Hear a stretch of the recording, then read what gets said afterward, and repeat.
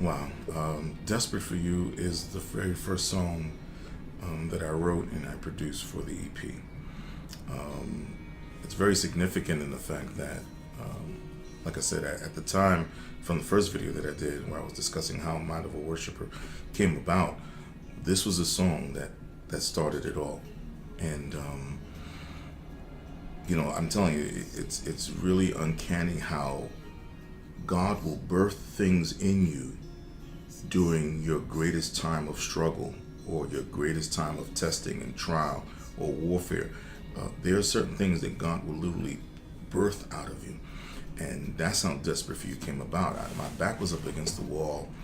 Um, you know, bills were due. There was a lot of things going on. And, I really, when you're trying to be a good man, you're trying to be a good husband, you're trying to be a provider and stuff like that. And when struggle comes and adversity comes, it can really, you can be as strong as you want to be, but it can really break you down. And I was desperate.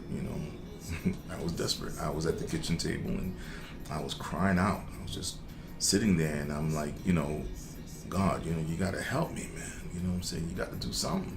You got to help me. I don't know, what to do. And in the midst of talking to God, because that's like praying too, in the sense of the word. It's not always down on your knees. Sometimes you yelling or sometimes you're crying, and that's prayer too. And I guess in the midst of that, I just kept saying that, Lord, I'm desperate, man. I'm desperate. But then the language changes. I kept saying that, and it switched from I'm desperate to Lord, I'm desperate for you, right?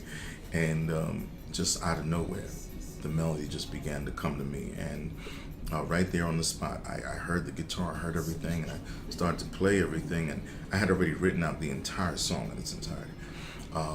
And then, very uniquely, before I started to get advanced as to knowing how to record, I literally took a vase, I put it upside down on my kitchen table, I put the iPad on top of the vase, and I just began to sing right into the side of the iPad. And I recorded this song just that way. I recorded the whole thing, and it was just amazing when I looked back and I finished. When it finished, I looked and said, "Wow, this is something."